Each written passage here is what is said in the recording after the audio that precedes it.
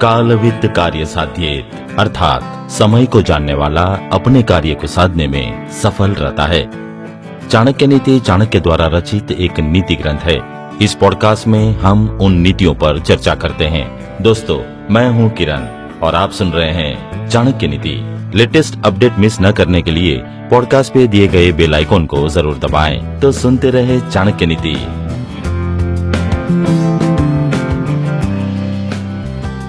दोस्तों, आचार्य चाणक्य ने मनुष्य के जीवन के रहस्यों को सुलझाने के लिए नीतियां बनाई। इन नीतियों के बारे में कहा जाता है कि जिसने इन नीतियों का पालन किया उसकी सफलता निश्चित है। आचार्य चाणक्य ने धर्म, न्याय, शांति, सुरक्षा और राजनीति समेत कई विषयों पर नीतियां निर्धारित की है। उन्होंने माता पिता और संतान को लेकर बहुत महत्वपूर्ण विचार साझा किए हैं। चाणक्य ने बताया है कि मनुष्य का सबसे बड़ा पाप कौन सा होता है। कहते हैं, ये ऐसा पाप है जिसकी माफी ईश्वर के घर भी नहीं मिलती है। दोस्तों, माता पिता बनने का सुख जीवन का सबसे बड़ा सुख होता है, लेकिन आचार्य चाणक्य के अनुसार संतान सुख से बड़ी खुशी तब मिलती है जब बच्चे माता पिता का नाम जग में रोशन करे। संतान को कामयाब बनाने के लिए माता पिता हर संभव कोशिश करते हैं ताकि उसे जीवन की हर सुख सुविधा मिल पाए। दोस्तों, चाणक्य नीति कहती है कि एक मनुष्य हथियार से ज्यादा अपने शब्दों से दूसरों को घायल कर सकता है। कड़वे वचन ऐसी चीज है जो बिना हाथ लगाए दूसरों पर वार कर सकते हैं।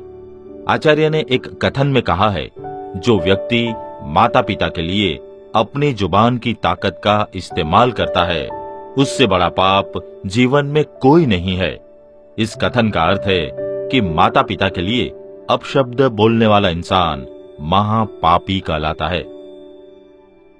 दोस्तों, माता पिता को ईश्वर का दर्जा दिया गया है।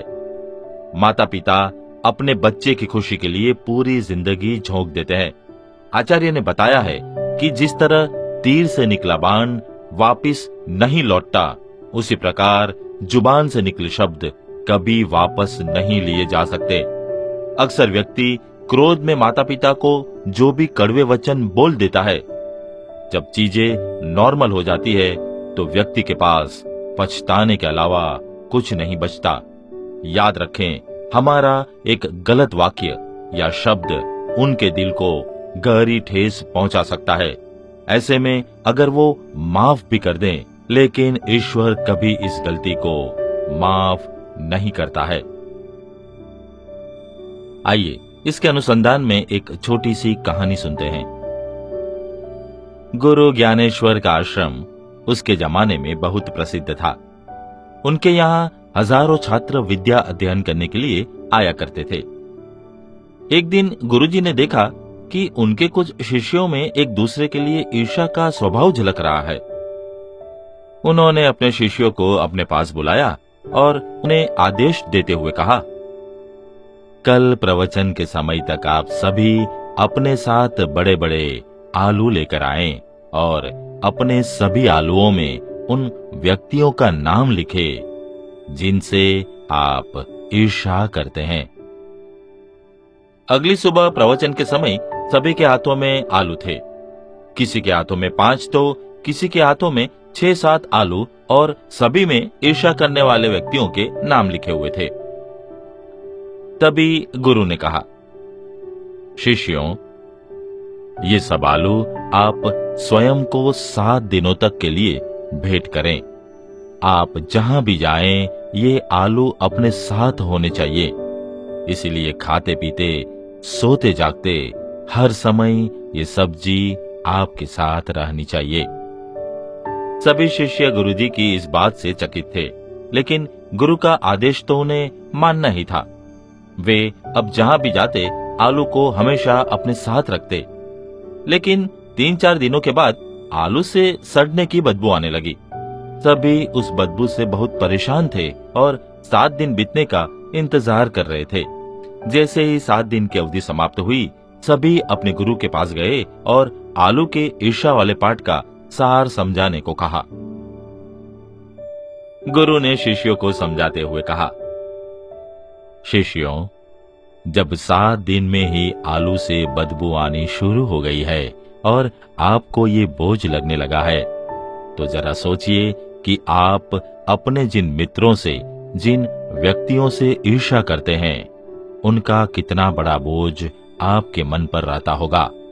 ईर्ष्या आपके मन पर अनावश्यक बोझ डालती है, जिसके कारण ही आलूओं की तरह आपके मन में भी बदबू आनी शुरू हो जाती है। हमेशा मन में एक बात गांठ बांध लें, यदि तुम किसी से प्रेम नहीं कर सकते, प्यार नहीं बांट सकते, तो नफरत या ईर्ष्या भी मत करें। यही वो सबसे बड़ा कारण है जिससे आपका मन हमेशा खुश, स्वच्छ और हल्का रहेगा। सारे शिष्य गुरु की बात को बहुत अच्छी तरह से समझ गए और उन्होंने बदबूदार आलूओं को फेंकते हुए अपने मन की ईर्ष्या को भी हमेशा के लिए निकाल फेंका।